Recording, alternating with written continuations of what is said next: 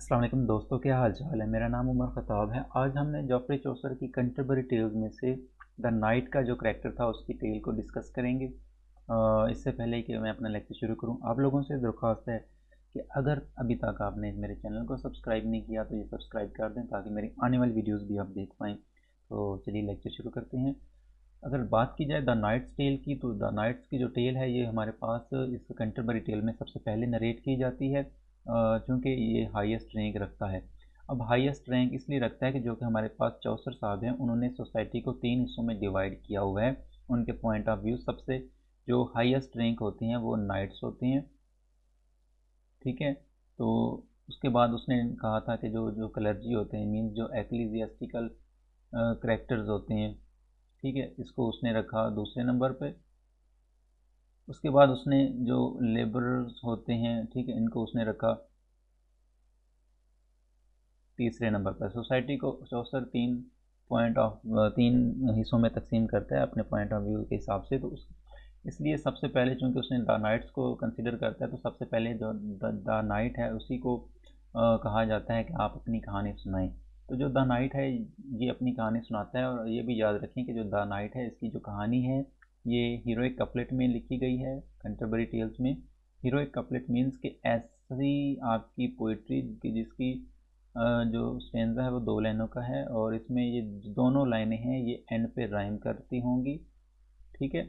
और ये दोनों लाइनें आपकी अयाम्बिक पेंटामीटर में लिखी गई होंगी, मीन्स के दोनों में 5-5, हर लाइन में 5-5 फिट होंगे, और हर फिट का जो सिलेबल है वो पहला आपका अनस्ट्रेस्ड सिलेबल होगा और दूसरा स्ट्रेस्ड सिलेबल होगा।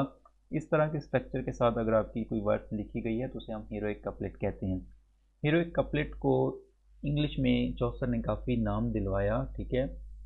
इसने अपनी कैंटरबरी टेल्स को भी हीरोइक कपलेट में लिखा है। इसने अपनी इटालियन पीरियड में अगर देखा जाए तो वहाँ पे इसने the legend of good women को भी इसने द नाइट इसको हीरोइक कपलेट में ही लिखा है, ठीक है।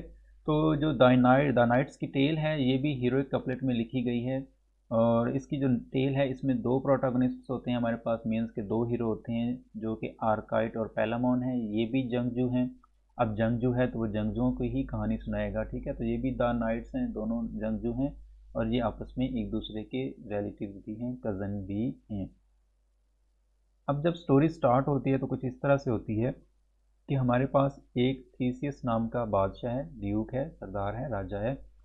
वो क्या है, वो एथेंस का किंग है, और वो जंग के बाद साइथिया नाम के इलाके को विन करने के बाद वापस आ रहा है, और वहाँ पे इसने जो साइथिया की क्वीन थी हेपोलेटा उसके साथ इसने मैरिज भी कर ली है। तो अब वो उसकी वाइफ भी हो गई है, और अब वो इनके साथ वापस आ रहा है। लेकिन साथ सिर्फ इसकी वाइफ नहीं है, इसके साथ इसकी सिस्टर जो है हिपोलेटा की वो भी है, यानी सिस्टर इन लॉ भी थीसिस के साथ वापस आ रही है, जिसका नाम कि एमिली है, ठीक है।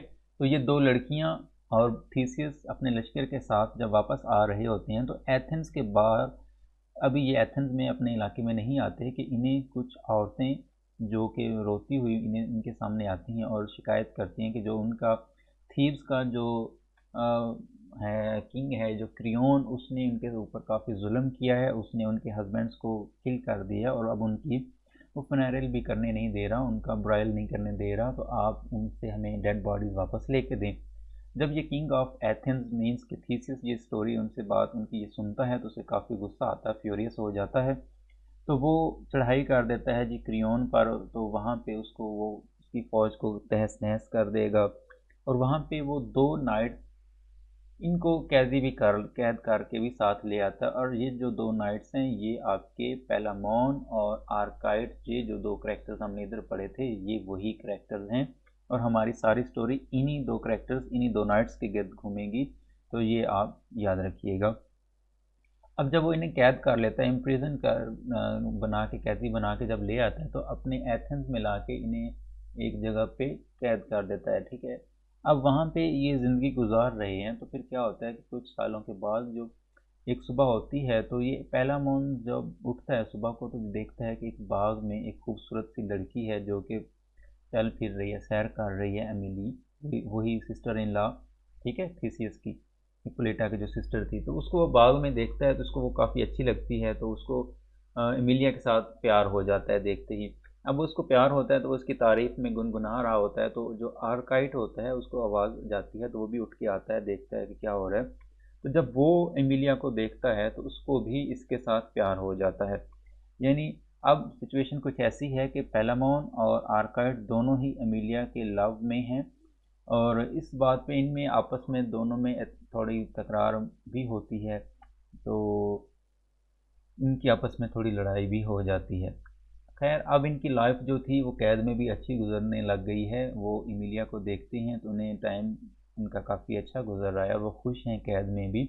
लेकिन अब कुछ ऐसा होता है कि एक म्यूचुअल फ्रेंड जिसका नाम के पेरोथियस है, वो भी एक ड्यूक है, वो कॉमन फ्रेंड यानी म्यूचुअल फ्रेंड है थीसियस का और आर्काइट का। वो एक दिन आता है और वो थीसियस से रिक्वेस्ट करता है कि देखो, आप मेरे दोस्त हैं और आर्काइट जो है वो भी मेरा फ्रेंड है, तो आप इस तरह करें कि मेरे दोस्त को आप रिलीज़ कर दें, उसको आप कैद से छोड़ दें, उसने काफ़ी सालों से वो कैद है, तो अब आप उस पर रहम करें, उसको छोड़ दें।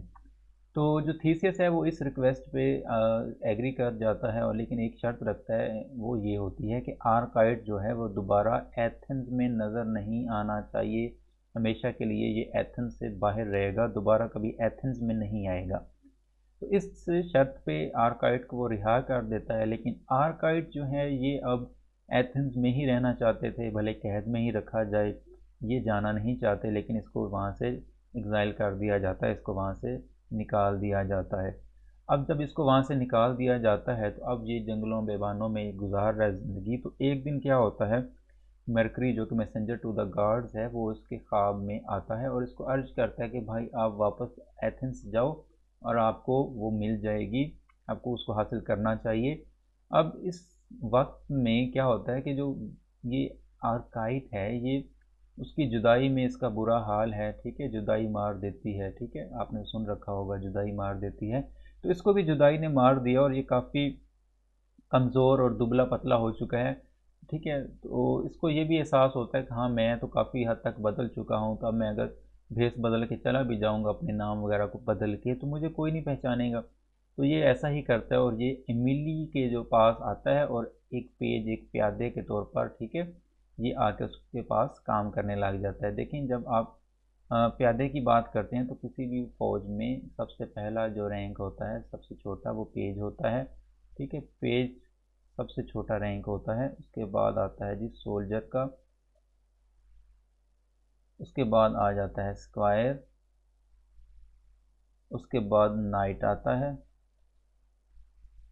तो ये यहाँ पे पेज के तौर पर अब मिली के पास काम कर रहा है। बेशक ये थीव्स में, यानी जब ये क्रियोन के पास था तो वहाँ पे ये एज अ नाइट काम कर रहा था, लेकिन एमिली के प्यार में अब ये जो मिला उसे ही गनीमत समझते हुए एक पेज के तौर पर, एक प्यादे के तौर पर काम कर रहा है।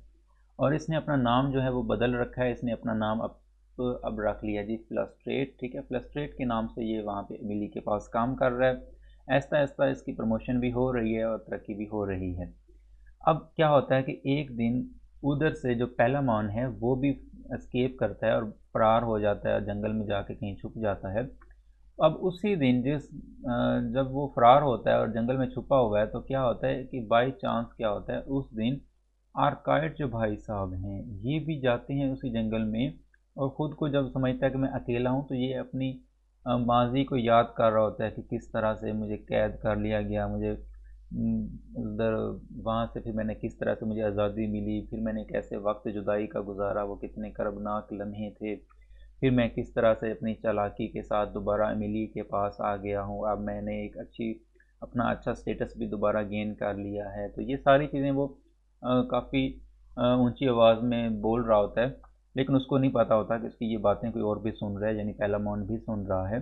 तो पेलामॉन जब इसको पहले तो देखता है तो उसको नहीं पहचान पाता, लेकिन जब ये अपनी स्टोरी सारी उधर नरेट करता है तो वो इसको पहचान जाता है, जान जाता है कि ये तो वही आर्काइट है। तो अब वो सामने आ जाता है और इन दोनों की आपस में वहाँ पे लड़ाई शुरू हो जाती है। अब लड़ाई हो रही है तो ऐसे में क्या होता है, जो थीसियस हमारा जो राजा था, किंग था, वो भी शिकार के लिए अपनी दोनों लेडीज़ के साथ निकला हुआ है। वो जब देखता है कि दो बंदे हैं जो कि बुरी तरह से एक दूसरे के साथ शदीद लड़ाई कर रहे हैं, तो वो उन्हें रोक लेता है, भाई क्यों लड़ रहे हो आप लोग। तो अब क्या होता है कि अब पेलामोन को पता है कि मैंने तो पकड़े जाना है, मुझे पता चल जाएगा इसको कि मैं इसका कैदी हूँ जो कि फरार हुआ हूँ, और ये जो आर्काइट है इसकी तो पहचान नहीं है इसको। तो वो क्या करता है, वो दोनों की आइडेंटिटी को रिवील कर देता है और ये भी बता देता है कि हम क्या करते हैं, अमीली से, आपकी सिस्टर इन लॉ से प्यार भी करते हैं। तो साथ ये भी कह देता है कि हम आपके मुजरिम हैं, तो आप हमें जो सज़ा देना चाहें आप दे सकते हैं। अब बादशाह जो थीसियस है वो इसकी बात सुन के काफ़ी हाइपर होता है, काफ़ी गुस्से में आता है, और वो चाहता है कि दोनों का सर कलम करवा दिया जाए। लेकिन ऐसे में दोनों लेडीज़ यानी कि उसकी वाइफ और उसकी सिस्टर इन लॉ इमिली जो है वो आ जाती हैं और दरख्वास्त करती हैं कि नहीं, रहम करो, इन्हें मारो नहीं।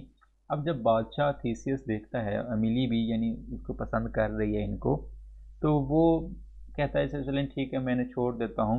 अब वो एक अनाउंसमेंट करता है कि इस तरह है कि 1 साल के बाद, इनके पास 1 साल का टाइम है, उसके बाद इनके दरमियान दोबारा एक जंग होगी, आर्काइट और पेलामोन के दरमियान, और जो जीतेगा उस जंग को वो एमिली का हस्बैंड होगा।